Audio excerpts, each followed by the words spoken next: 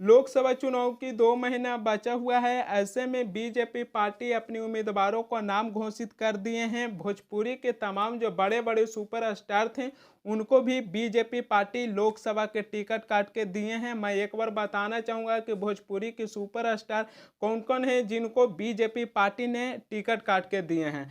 आपके स्क्रीन पर निरहुआ हिंदुस्तानी क्षेत्र आजमगढ़ से लोकसभा के चुनाव लड़ेंगे बीजेपी पार्टी की तरफ से। दूसरे नंबर पर हैं रवि किशन क्षेत्र गोरखपुर से चुनाव लड़ेंगे लोकसभा की। तीसरे नंबर पर हैं पवन सिंह क्षेत्र आसनसोल से लोकसभा के चुनाव लड़ेंगे। और चौथे नंबर पर हैं मनोज तिवारी जो उत्तर पूर्वी दिल्ली से लोकसभा के चुनाव लड़ेंगे। हेमा मालिनी क्षेत्र मथुरा से लोकसभा के चुनाव बीजेपी पार्टी की तरफ से लड़ेंगे। भोजपुरी के तमाम जो सुपरस्टार हीरो थे उनको भी बीजेपी पार्टी ने लोकसभा के टिकट देकर और लोकसभा चुनाव लड़ाने के लिए ऐलान कर दिए हैं। मैं भोजपुरी के तमाम जो सुपरस्टार हीरो हैं उनकी मैं जिक्र करूंगा एक एक कर लेकिन एक बार मैं चाहूंगा कि पवन सिंह को आसनसोल से लोकसभा के टिकट दिया जा रहा था तो उससे 10 दिन या फिर 15 दिन पहले उन्होंने एक इंटरव्यू दिए थे। उस इंटरव्यू में लोकसभा चुनाव को लेकर और उन्हें जब बीजेपी पार्टी टिकट दे रही थी तो इसी इंटरव्यू में उन्होंने क्या कहे थे वो मैं चाहूँगा कि उनकी बातों को आप लोग ज़रूर सुनिए। उसके बाद मैं इनके बारे में जिक्र करूँगा। तो सबसे पहले पवन सिंह की इंटरव्यू को हम लोग देखते हैं। बात भी ले लिया है और चुनावी मैदान में हैं आप और अब तो सबके सामने है कि बहुत जल्द पवन जी आपको चुनावी मैदान में नजर आए तो इसमें कोई दो मत वाली बात नहीं होगी। लेकिन मुद्दा क्या होगा पवन जी के लिए? मुद्दा मीन्स समझा नहीं। जैसे आप क्या विकास करना चाहते हैं? कोई तो परेशानी हुई होगी, आप जब बार बार आप क्योंकि बिहार से हैं तो बिहार में जाते हैं तो कोई परेशानी देख के ऐसा लगता नहीं अगर मैं सरकार में आऊंगा मेरे पास पावर आएगा तो ये चीजें तो मैं करूंगा। पवन जी क्या करना चाहते हैं? बिल्कुल, देखिए कोई भी चाहता है कि हम जहां से हैं वहां का विकास हो और बहुत ज्यादा हमको जानकारी नहीं है। अब जिसे सिंगिंग में पूछना है तो आप मेरे से पूछिए, एक्टिंग में पूछना है तो मेरे से पूछिए। विकास तो होगा ही होगा, ये तो तय है। ऑडियंस जो मुझे प्यार दिया है उससे उतना जरूर कर लिया हूं। देखिए मेरे जीवन का 2 ही लक्ष्य है। मेरे जीवन का 2 ही लक्ष्य है कि हे प्रभु मुझे उतना ही धन दीजिए कि मैं देखा हम गाड़ी के शौकीन नहीं, जिस गाड़ी पे नजर जाए वो गाड़ी हमको चाहिए। पवन सिंह को बीजेपी पार्टी ने लोकसभा के टिकट आसनसोल से दिया था लेकिन पवन सिंह हैं जो लोकसभा के चुनाव लड़ने से इनकार कर दिए। उन्होंने अपने एक्स पर लिखे भारतीय जनता पार्टी के शीर्ष नेतृत्व को दिल से आभार प्रकट करता हूं। पार्टी ने मुझ पर विश्वास करके आसनसोल के उम्मीदवार घोषित किया लेकिन किसी कारण से आसनसोल से चुनाव नहीं लड़ पाएंगे। पवन सिंह को बीजेपी पार्टी ने लोकसभा का टिकट आसनसोल से दिया था लेकिन पवन सिंह अब आसनसोल से लोकसभा के चुनाव नहीं लड़ेंगे। बीजेपी पार्टी ने आसनसोल से पवन सिंह के टिकट इसलिए दिया था कि शत्रुघ्न सिन्हा के खिलाफ पवन सिंह को हम अपनी तरफ से खड़ी करेंगे। लेकिन आपको क्या लगता है पवन सिंह आसनसोल से लोकसभा के चुनाव ऐसे ही लड़ने के लिए मना नहीं किए हैं? इसके पीछे दरअसल एक बहुत बड़ी वजह है।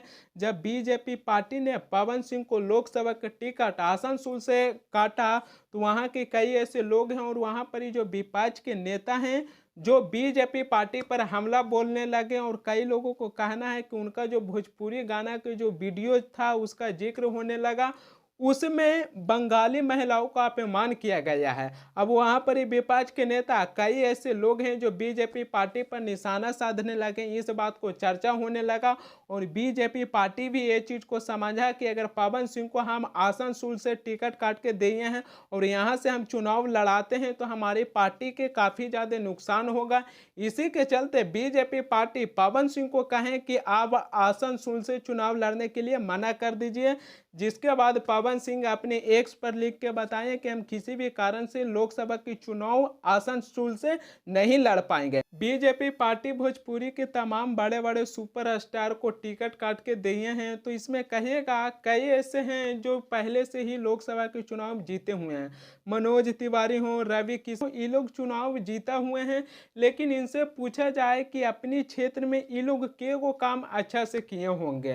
ये लोगों के पास जब मीडिया वाले इंटरव्यू लेते हैं तो ये लोग बताते हैं कि आदरणीय प्रधानमंत्री श्री नरेंद्र मोदी जी हमारे देश के लिए और हमारे देश की जनता के लिए अच्छा काम कर रहे हैं। अरे सर, प्रधानमंत्री जी अपनी जिस पद पर बैठे हुए हैं वो अपने पद पर बैठ के काम कर रहे हैं। आप जहां से चुनाव जीते हैं, आप जिस पद पर बैठे हुए हैं, अपना काम बताइए ना, तो प्रधानमंत्री जी के आप क्यों नाम ले रहे हैं? आप लोग ये मत समझिएगा कि भोजपुरी के तमाम जो बड़े बड़े सुपर स्टार हैं उनको बीजेपी पार्टी ने लोकसभा का टिकट काट के दिया है तो मैं उनका विरोध कर रहा हूँ। मैं उनका विरोध नहीं कर रहा हूँ, मैं भी उनका बहुत बड़ा फैंस फॉलोवर हूँ। अगर कोई भी हीरो फिल्मी इंडस्ट्री से आते हैं, फिल्मी जगह से आते हैं, तो मैं उनका फैंस फॉलोवर हूँ। अगर वही व्यक्ति राजनीतिक में आ जाते हैं तो मैं उनका सहयोग नहीं करता हूँ, क्योंकि मेरा मानना है कि कोई भी हीरो फिल्में में अच्छा कर सकता है। आप उनको राजनीतिक में ले आइएगा तो वो अच्छा नहीं कर पाएंगे।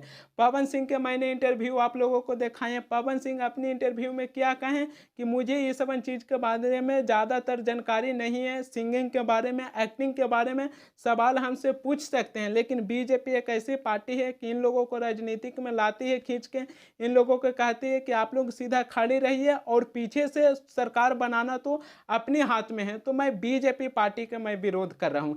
इन लोगों को भी मजबूरी हो जाती है, इन लोग भी सोचते हैं कि फिल्मी इंडस्ट्री, फिल्मी दुनिया में अपना बहुत बड़ा नाम कमा लिए, पैसा कमा लिए, पहचान होगी, अब चलते हैं राजनीतिक में। बीजेपी एक ऐसा पार्टी है कि इन लोगों को टिकट दे देती है, चुनाव भी जितना आसान हो जाती है और इन लोगों को एक पद मिल जाते हैं, अपने पद पर बैठे रहते हैं, काम हो चाहे ना हो अपने प्रधानमंत्री श्री नरेंद्र मोदी जी पर थोप देते हैं कि हमारे प्रधानमंत्री नरेंद्र मोदी जी हमारे देश के लिए और देश की जनता के लिए अच्छा काम कर रहे हैं। तो भोजपुरी के तमाम जो बड़े बड़े सुपरस्टार हैं, मैं उनका विरोध नहीं कर रहा हूँ, मैं बीजेपी पार्टी को मैं विरोध कर रहा हूँ कि उन लोगों को राजनीतिक में लाते हैं, सीधा खड़ी करते हैं कि आप लोग खड़ी रहिए और पीछे से मैं तो सरकार बना ही ले। बीजेपी पार्टी है जो विपक्ष के बारे में कहती है कि विपक्ष केवल अपनी परिवार को राजनीतिक में आगे बढ़ाने के लिए सोचते हैं। तो मैं बीजेपी ही सरकार की बात मान के चलता हूं कि विपक्ष अपनी परिवार को केवल राजनीतिक में आगे बढ़ाने के लिए सोचते हैं, लेकिन बीजेपी पार्टी लोकसभा चुनाव में टिकट भोजपुरी के तमाम बड़े बड़े सुपरस्टार को दे रहे हैं जिनको राजनीतिक के बारे में उतना कुछ पता भी नहीं है।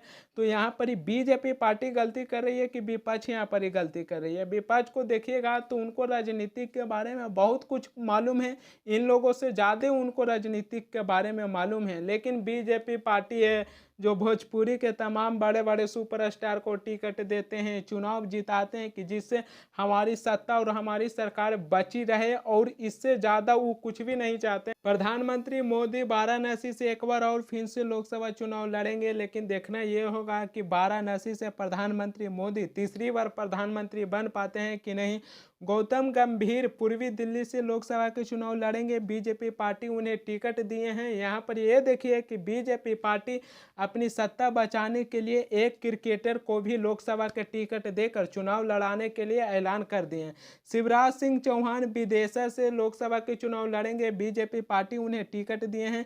स्मृति ईरानी अमेठी से लोकसभा के चुनाव लड़ेंगे। राहुल गांधी अमेठी में स्मृति ईरानी को एक बार हरा दिए थे, सेकेंड बार स्मृति ईरानी राहुल गांधी को हरा दिए थे, लेकिन देखना यह होगा कि तीसरी बार अमेठी में कौन किसको हरा पाएंगे। लेकिन सबसे बड़ी जो यहाँ पर ये बात निकल के यह आती है कि जब 5 राज्यों के विधानसभा चुनाव के नतीजे आया था तो 3 राज्यों में बीजेपी पार्टी को प्रचंड बहुमत हासिल मिला था। मध्य प्रदेश में अटकलें तेज हो गई थी कि बीजेपी पार्टी मध्य प्रदेश के मुख्यमंत्री बनाएंगे शिवराज सिंह चौहान को, लेकिन बीजेपी पार्टी मध्य प्रदेश के मुख्यमंत्री बनाए मोहन यादव को। अब शिवराज सिंह चौहान को बीजेपी पार्टी लोकसभा टिकट देकर विदेशा से चुनाव लड़ाने के लिए ऐलान किए हैं।